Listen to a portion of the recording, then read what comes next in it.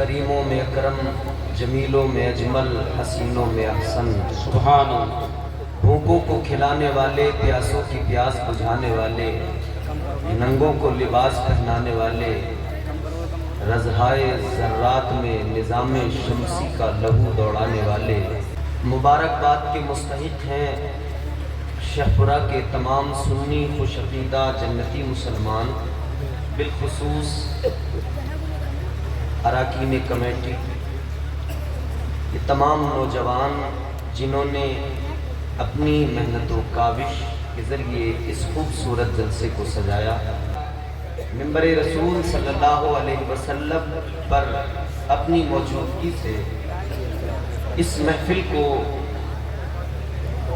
مزید رونقیں عطا کر رہے ہیں ہمارے یہ علماء کرام۔ الحمدللہ آپ کا گاؤں ہر اعتبار سے نہایت ہی عمدہ گاؤں ہے۔ ہم نے آپ کے گاؤں میں جب داخل ہوئے دیکھا آ کر تو بڑا اچھا لگا، پھر زیادہ اچھا اس وقت لگا جب پتہ لگا کہ الحمدللہ اس گاؤں کے اندر بڑے بڑے اچھے عالم موجود ہیں، وہ عالم موجود ہیں جو ہماری مرکزی درسگاہوں میں درس دے رہے ہیں۔ سبحان اللہ۔ الحمدللہ آپ کے گاؤں سے ہیں خلیفہ حضور تاج الشریعہ حضرت علامہ مولانا شکیل صاحب قبلہ، ان کے علاوہ آپ کے گاؤں کے ایک اور قابل استاذ الاساتذہ حضرت قاری شریف رضا صاحب اور دیگر یہاں کے علماء، سب لائق احترام میں اللہ تعالیٰ سب کو خیر و عافیت کی لمبی عمر نصیب فرمائے۔ وہ نبی عطا کیا ہے جو ساری زندگی ظاہری زندگی میں صرف اور صرف اپنی امت کے لیے آنسو بہاتے رہے۔ یہ اللہ کا احسان ہے، بہت بڑا فضل ہے پروردگار کا۔ اللہ تعالیٰ نے حضور کے ذریعے جو شریعت ہم تک پہنچائی، سب سے پیاری، سب سے عمدہ شریعت، اور قرآن میں اعلان کر دیا ان الدین عند اللہ الاسلام، فرمایا اللہ کے یہاں جو دین ہے وہ اسلام ہے۔ یہ دین اللہ کا پسند کیا ہوا، رب کا چنا ہوا، بندوں کے لیے رب کی جانب سے تحفہ ہے۔ اللہ نے تحفہ دیا ہے، قرآن نے اعلان کر دیا یہ سب سے پیارا دین ہے، سب سے عمدہ دین ہے۔ اس دین کے ماننے والوں اپنی قسمتوں پر ناز کرو۔ یوں تو اللہ ہر انسان سے محبت کرتا ہے، ہر انسان سے اللہ تعالیٰ ہر اپنے بندے سے پیار کرتا ہے، وہ چاہے مومن ہو چاہے کافر ہو۔ سن لیجئے، علماء بیٹھے ہیں تائید کریں گے، اللہ تعالیٰ بندوں سے بڑا پیار کرتا ہے، اور رب کی رحمتیں منتظر ہیں، کافر کے لیے منتظر ہیں کب اسے سمجھ میں آئے اور پلٹ کر آئے، تمام معبودان باطل کو چھوڑ کر ایک اللہ کی عبادت کرنے لگے۔ جی بے شک۔ اور مومن سے رب کی رحمتیں منتظر ہے کہ مومن کب گناہوں کی لت اور گناہوں کی عادت چھوڑ کر اللہ کے راستے پر آئے، صراط مستقیم پر گامزن ہو جائے۔ اللہ تعالیٰ اتنا ہم پر کریم ہے، اتنا ہم پر کریم ہے، اتنے کرم فرماتا ہے، خدا کی قسم آپ حیران رہ جائیں گے۔ ہماری زندگی کی کوئی اوقات، کوئی حیثیت ہے ہی نہیں اگر اللہ کا کرم شامل نہ ہو، اگر اللہ کی رحمتیں شامل نہ ہو، انسان کا کوئی بھروسہ ہے؟ کتنی دیر لگتی ہے انسان کی جوانی پہ ناز کرنے والوں، جوانی جانے میں وقت کتنا لگتا ہے؟ طاقت پہ اترانے والا سوچے طاقت کتنی دیر کی ہے، حسن پہ اترانے والا سوچے حسن کتنی دیر کا، آخر کار سب فنا تو ہونے زندگی کی کیا حیثیت کیا ہوگا۔ اسی لیے تو کہتے ہیں نا زندگی قاعدے سے گزارو، اللہ نے دی ہے زندگی اتنے سلیقے سے گزاری جائے جیسے چادر کوئی کانٹوں سے اتاری جائے۔ پروردگار عالم خالق کائنات رب لم یزل و لا یزال کا احسان ہے، اللہ تعالیٰ نے زندگی عطا فرمائی، سانسوں کا چلنا بتاتا ہے، اللہ تعالی ہم پر کتنا کریم، کتنا رحم فرمانے والا، کس درجہ اللہ کا پیار ہے۔ یاد رکھنا عزیزان گرامی القدر، پروردگار عالم خالق کائنات، تاجدار مدینہ والی کائنات، مصطفیٰ جان رحمت کے پیارے دیوانوں، اللہ تعالیٰ نے بڑا کرم فرمایا، پروردگار نے بے شمار احسان کیے ہم پر۔ یہ زندگی اللہ نے عطا فرمائی، یہ سانسوں کا چلنا بتا رہا ہے، یہ دل کی دھڑکنیں بتا رہی ہیں۔ اللہ تعالیٰ کا پتہ مل جائے گا، اپنے اندر جھانک کر دیکھ لو، رب کے کرم اور اس کی عطائیں سمجھ میں آ جائیں گی، اپنے اندر جھانک کر دیکھ لو۔ جی پروردگار عالم نے کتنے احسان فرمائے، اللہ تعالیٰ نے کتنا کرم کیا۔ اللہ تعالیٰ نے قرآن مجید میں بندوں کو مزاج دیا، فرمایا وَفِي أَنفُسِكُمْ أَفَلَا تُبْصِرُونَ۔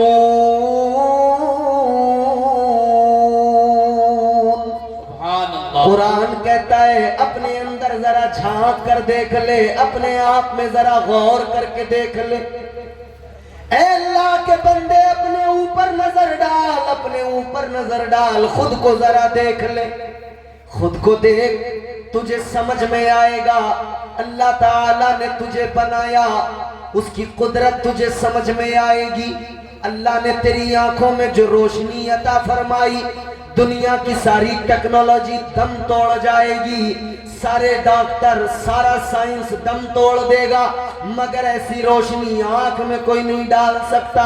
اللہ تعالیٰ نے جو طاقت تیرے ہاتھ کو عطا فرمائی، اللہ تعالیٰ نے جو ہاتھ کو گھمانے کی صلاحیت تجھے دی ہے، کوئی چاہے جتنے روبوٹ بنا لے، مگر یہ صلاحیت، یہ طاقت کوئی نہیں ڈال سکتا ہے۔ اللہ تعالیٰ نے جو تجھے سونگنے کی طاقت عطا فرمائی ہے، جو اللہ نے عطا فرمائی ہے، ویسی طاقت تجھے کوئی عطا نہیں کر سکتا ہے۔ یاد رکھنا انسان اللہ تعالیٰ نے جیسا بنا دیا، یہ فقط اس کا بنانا ہے۔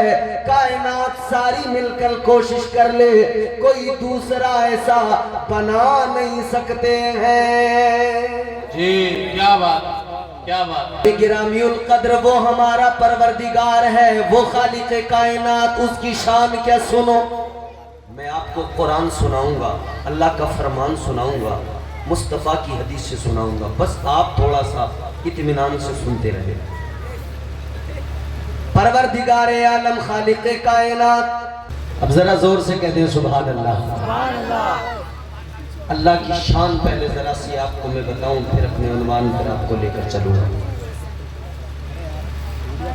آج اللہ تعالیٰ نے ہمیں زمین دی، گھر دیا، مکان دیا، جو کچھ ملا اللہ نے عطا کیا۔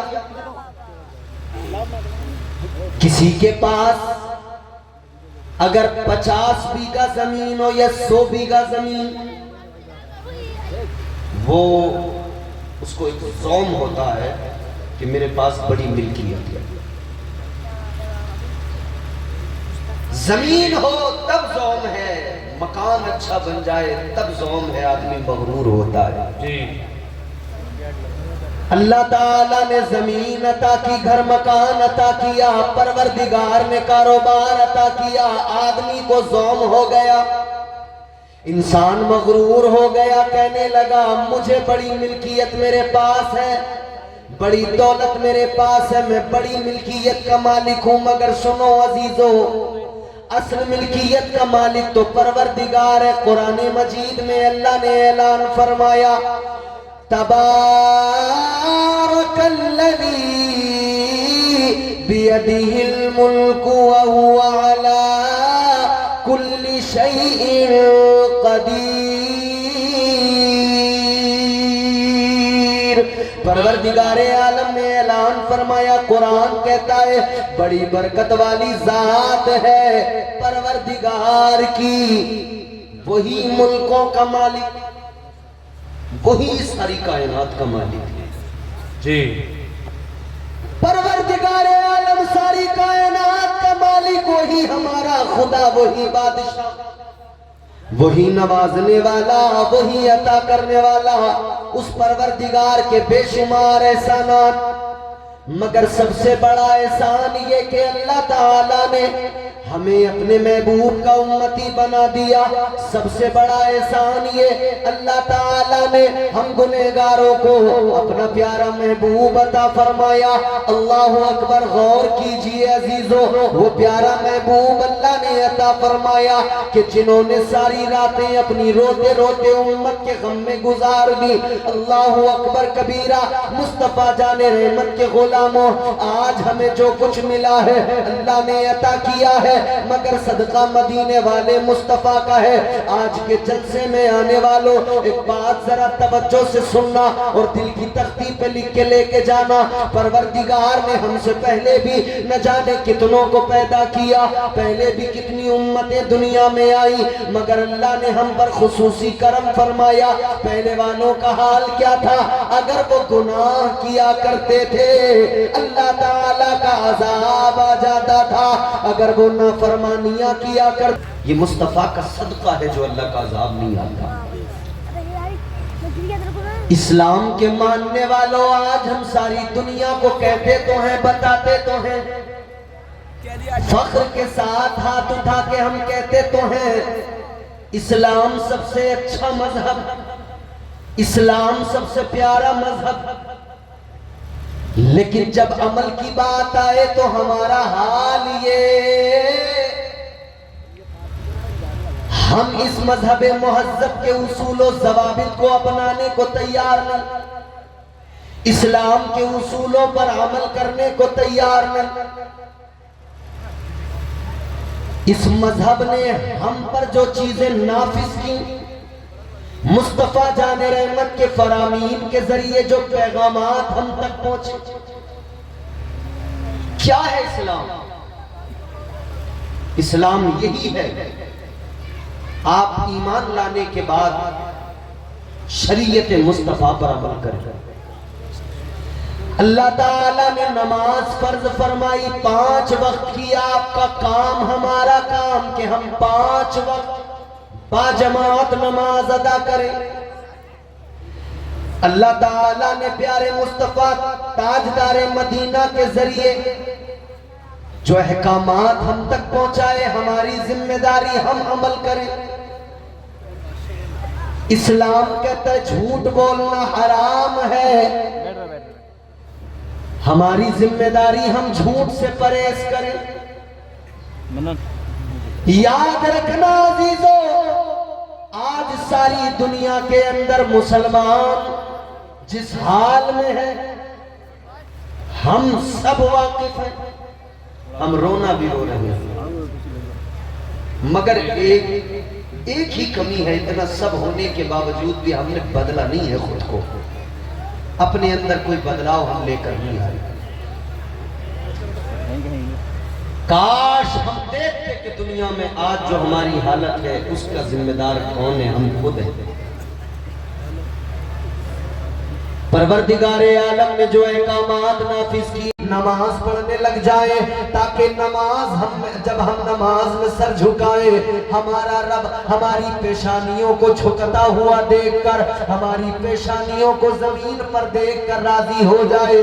अजीजाने गिरामीउल कद्र, आज मुसीबत आई हुई है, आज हालात ये है, एक के बाद एक मस्जिदों पर हमला किया जा रहा है, मगर याद रखना आज हम रो रहे हैं मस्जिदों का रोना, लेकिन फिर भी नमाज पढ़ने को तैयार नहीं, फिर भी पेशानियां झुकाने को तैयार नहीं, फिर भी रब के हुजूर सजदा करने को तैयार नहीं। ताजदार मदीना ने नमाज की अहमियत बयान फरमाई, परवरदिगार आलम के प्यारे महबूब ने नमाज का मकाम बयान किया। इधर सुनो, मेरी तरफ देखो, अल्लाह ताला ने नमाज फर्ज फरमाई, मुस्तफा ने ऐलान फरमा दिया, आका ने फरमाया नमाज मेरी आंखों की ठंडक है। ऐ मस्जिदों को बचाने वालों, पहले अपनी पेशानियां مسجدوں میں جھکاؤ. مسجدوں کے لیے صرف میدان میں آ کر شور کرنا کافی نہیں ہوتا، بلکہ پہلے مسجدوں میں سر بھی جھکانا ہوتا ہے. اور اتنا سب ہونے کے باوجود بھی، اتنا سب دیکھنے کے باوجود بھی ہم کو کیا چاہیے تھا کہ آج وہاں ایسا ہوا ہے، چلو ہم تو خود کو بدلے، ہم تو اپنے گاؤں کی مسجدوں کو آباد کرے، ہم تو 5 وقت کی نمازیں پڑھنے لگ جائے. لیکن افسوس برابر ہے، نماز پڑھنے کو ہم تیار نہیں. افسوس برابر ہے، ایک وقت بھی سر جھکانے کو ہم تیار نہیں. اللہ اکبر کبیرہ. آؤ عزیزوں میں ایک بات بتاتا ہوں، آج اگر آپ کا کہنا یہ ہے کہ نماز میں جانے نہیں دیتا شیطان، یا نماز میں دل نہیں لگتا ہمارا، تو یاد رکھنا میرے آقا نے نسخہ بتا دیا، تاجدار مدینہ نے طریقہ بتا دیا. آپ نماز کو آئیے، آپ کم از کم آ کر نماز پڑھنا تو شروع کیجئے. دھیرے دھیرے دھیرے دھیرے اس دل میں نماز کی محبت اور اہمیت خود بخود اللہ ڈال دے گا، اور نماز میں دل بھی لگنے لگے گا، نماز میں دل بھی لگنے لگے گا. کیونکہ قرآن نے خود اعلان کیا، اللہ تعالیٰ نے فرمایا ان الصلاۃ تنہا عن الفحشاء والمنکر. اللہ نے فرمایا نماز بے حیائیوں سے، بری باتوں سے روکتی ہے. سبحان اللہ. ایک اکیلی نماز ہے مگر روکتی ہے نہ جانے کتنی برائیوں سے. مزے کی بات میں آپ کو بتاؤں، نماز بے حیائیوں سے، برائیوں سے روکتی ہے، مگر جتنا آدمی کا نماز میں دل نہیں لگتا نا، اس سے کہیں زیادہ نماز کی بات سننے میں دل نہیں لگتا. یہ بھی ایک سچائی ہے. نماز کی بات بھی سننا آدمی کو گوارا نہیں لگتا. جلسوں میں تو یہ سوچ رہے لوگ کہ بس باہر سے مولانا آئے اور ایک رات میں تمام گاؤں کو جنتی بنا کے چلے جائے. مولانا کے باپ کی جنت نہیں ہے، اللہ پاک کی جنت ہے. دنیا بھر کا کوئی بھی مولوی آئے آپ کو ایک رات میں جنتی نہیں بنا سکتا. یاد رکھنا جنت اللہ تعالیٰ کی مالک مصطفیٰ. جنت میں جانا ہے تو اسی طریقے سے جاؤ گے جو طریقہ مصطفیٰ نے عطا فرمایا ہے. ایک شخص میرے حضور کی بارگاہ میں آیا، آقا کی بارگاہ میں آیا. ایک شخص کہنے لگا حضور کلمہ تو پڑھ لوں، ایمان تو لے آؤں گا، مگر نماز نہیں پڑھوں گا.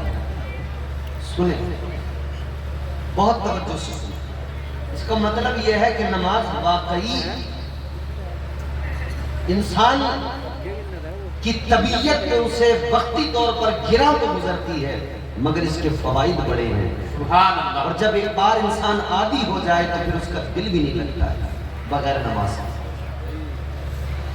نوجوانوں جلسہ کرانے والوں مبارکباد ہے، مگر سنو سنو، جس طرح سے جلسے کرا رہے ہو اسی طرح سے مسجدوں میں اور جانے لگو، نمازی اور بن جاؤ. خدا کی قسم ادھر تم جلسے بھی کرا رہے ہو اور مسجدوں میں جاؤ گے نماز پڑھو گے، خدا کی قسم تمہاری پیشانیوں سے سجدوں کا نور نظر آئے گا. ساری دنیا جب نوجوان کو، اس نمازی کو دیکھے گی، اس کا خوف دنیا پہ ایسا ہوگا کوئی آنکھ ملانے والا نہیں ہوگا. وہ جنہوں نے دنیا کو فتح کیا، وہ جنہوں نے دنیا پہ اسلام کا پرچم لہرایا، وہ بے نمازی نہیں تھے، سب نمازی تھے. سبحان اللہ سبحان اللہ سبحان اللہ. بہت جنہوں نے کیسر و کسرا کو فتح کیا تھا، جنہوں نے روم کی حکومت کا تختہ پلٹ دیا تھا، وہ بے نمازی نہیں تھے، سب نمازی تھے. ہم تو چین و سکون کی زندگی گزار رہے ہیں پھر بھی نماز نہیں پڑھتے. انہوں نے تو تلواروں کے سائے میں نمازیں ادا کی. ہم تو بڑے مزے کی زندگی گزار رہے ہیں، گوشت سے روٹی کھا رہے ہیں، بریانیاں کھا کے نماز نہیں پڑھ رہے۔ انہوں نے سوکھے ہوئے چمڑے پانی میں بھگو بھگو کر ان کو چبا چبا کر پیٹ کی آگ بجھائی، یا کچھ نہ ملا تو فاقے کیے، مگر پھر بھی انہوں نے نمازیں ادا کی، پھر بھی انہوں نے سجدے کیے۔ یہ ان کی بات تھی۔ آج ہم چاہتے تو یہ ہے دنیا کو فتح کر لیں، مگر ایک وقت نماز پڑھنے کو تیار نہیں۔ ارادہ تو یہ ہے کہ ہم ساری دنیا کو فتح کریں، مگر نماز ایک وقت بھی پڑھنے کو تیار نہیں۔ ایک شخص حضور کی بارگاہ میں آیا، کہنے لگا حضور کلمہ تو میں پڑھ لوں گا مگر نماز نہیں پڑھوں گا، ایمان تو لے آؤں گا مگر نماز نہیں پڑھوں گا۔ آقا نے فرمایا اچھا نماز نہیں پڑھو گے؟ کہا نہیں پڑھوں گا۔ تو حضور نے پتہ کیا فرمایا؟ حضور نے فرمایا چلو ایک کام کرو، تم کلمہ پڑھو، بس 40 دن نماز پڑھ لو، اس کے بعد میں تمہاری مرضی مت پڑھنا۔ بولو نا سبحان اللہ، زور سے بولو۔ کتنے دن آقا نے فرمایا؟ بس 40 دن نماز، بس 40 دن پڑھ لو۔ تاجدار مدینہ والی یہ کائنات مصطفیٰ جان رحمت نے فرمایا 40 دن نماز پڑھ لو، پھر تمہاری مرضی مت پڑھنا۔ اتنا سنا تو کہنے لگا چلو اتنا تو کر ہی لوں گا، 40 دن میں کیا ہے پڑھ لوں گا۔ مصطفیٰ جان رحمت نے کلمہ پڑھایا، اس نے کلمہ پڑھا، ایمان لے آیا، سبحان اللہ، کلمہ پڑھ لیا، 40 دن نمازیں پڑھنے کو راضی ہو گیا، کہنے لگا پڑھ لوں گا۔ پہلا دن 5 وقت با جماعت نماز ادا کی، نبی کے صحابہ سے کہنے لگا دیکھو تمہیں ساری زندگی پڑھنا ہے، مجھے بس 40 دن۔ کہتے ہیں آج پہلا دن ہے، آج کے بعد میں 39 دن رہ جائیں گے۔ دوسرا دن آیا، اس نے نمازیں پڑھی، کہتا ہے اب 38 دن رہ گئے۔ دن گنتا رہا، نمازیں پڑھتا رہا، دن گنتا رہا، نمازیں پڑھتا رہا۔ جب وقت گزرتا گیا، دن کم ہوتے گئے۔ جب 39 دن ہونے کو آئے، سب سے کہہ رہا تھا اب بس دیکھو میری چھٹی ہونے والی ہے، تم پڑھتے رہنا ساری زندگی بھر نمازیں، میرا کام ختم، 40 دن ہو جائیں گے چھٹی۔ آخری دن آ گیا، 40واں دن، نماز پڑھنے آیا مسجد کے اندر۔ آخری دن آیا، فجر پڑھی، ظہر پڑھی، مغرب، عشاء۔ جب عشاء کی نماز پڑھنے آیا، آخری نماز اسے لگ رہا تھا یہ میری آخری نماز ہے۔ نماز عشاء ادا کی، نماز عشاء پڑھنے کے بعد میں گھر جانے لگا، سب سے ملاقات کرتا ہے، صحابہ سے کہتے ہیں چلو اب تم پڑھتے رہنا، ہمارا ہو گیا کام۔ مگر میرے عزیزو جب نماز پڑھ کے یہ چلا گیا، سارے صحابہ چلے گئے، دن آ گیا 41واں، فجر کا وقت ہوا، فجر کا وقت ہوا۔ نمازی جب مسجد کی طرف آئے، میرے مصطفیٰ کے صحابہ جب مسجد کی طرف آئے، تاجدار مدینہ کے صحابہ نے دیکھا جو آدمی رات کہہ رہا تھا میری چھٹی کل سے نہیں پڑھوں گا، آج فجر کی نماز میں سب سے پہلے آ کے مسجد میں بیٹھ گیا۔ 41ویں دن سب سے پہلے مسجد میں آ گیا۔ صحابہ نے آ کر دیکھا یہ تو منع کر رہا تھا اب نماز نہیں پڑھوں گا، مسجد میں کیسے آیا؟ میرے مصطفیٰ جان رحمت کے پیارے دیوانوں غور کرو، 41واں دن ہے، سب سے پہلے مسجد میں آ گیا، مسجد میں بیٹھ گیا۔ نماز کے لیے جب سب سے پہلے آیا، دیکھا تو صحابہ نے معلوم کیا تو رات تک کہتا تھا اب نماز نہیں پڑھوں گا، رات تک کہتا تھا صبح سے میری چھٹی، کیا ہوا جو تو نماز پڑھنے مسجد میں صبح صبح چلا آیا، سب سے پہلے فجر کی نماز میں آ گیا؟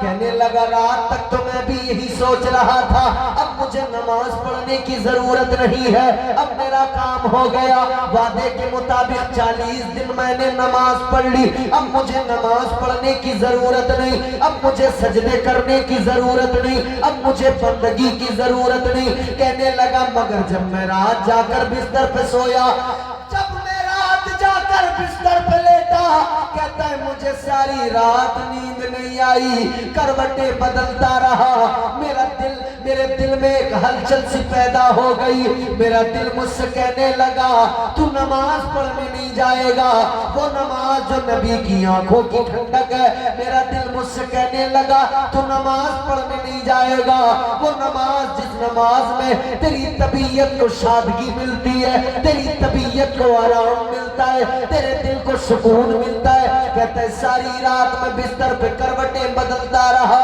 ساری رات نیند نہیں آئی، ساری رات کروٹیں بدلنے کے بعد میں اس نتیجے پہ پہنچا کہ اب نماز کے بغیر مجھ سے رہا نہیں جائے گا۔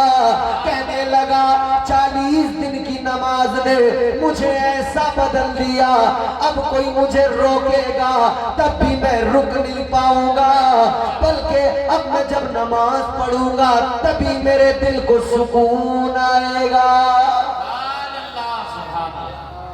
بہت خوب۔ کہتا ہے اب اگر نماز نہیں پڑھوں گا تو میرے دل کو قرار ہی نہیں ملے گا، سکون ہی نہیں ملے گا۔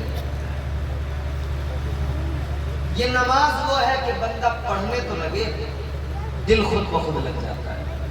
ایک اللہ والے تھے، ایک بزرگ تھے، ان کی بارگاہ میں ایک شخص آیا، کہنے لگا حضور نماز میں دل نہیں لگتا۔ آپ لوگوں کا لگتا ہے دل؟ یہ بڑا خطرناک سوال ہے۔ لگتا تو 5 وقت کی پڑھتے، نہیں پڑھتے ہو تو مطلب صاف ہے کہ لگتا نہیں۔ مگر سنو، جن کا نہیں لگتا ہے ان کے لیے بات بتا رہا ہوں، بڑے فائدے کی بات بتا رہا ہوں، جن کا نماز میں دل نہیں لگتا۔ اللہ والے کی بارگاہ میں ایک آنے والا آ کے کہنے لگا نماز میں دل نہیں لگتا، کیا کروں؟ اللہ والے نے فرمایا سن، نماز میں اگر تیرا دل نہیں لگتا تو تجھے خوشخبری سنا رہا ہوں۔ کہا کیسی خوشخبری؟ اللہ والے نے فرمایا خوشخبری یہ ہے، اگر تیرا نماز میں دل نہیں لگتا ہے، آپ کا پہلا ضابطہ تو یہ ہے کہ آپ نمازی بنے، پہلا اصول تو یہ ہے کہ بندہ نمازی بنے۔ لیکن ہم نے معاشرے میں ایسے بھی لوگ دیکھے جو نمازی تو ہیں، نماز تو پڑھتے ہیں مگر نمازوں کو بچا نہیں پاتے۔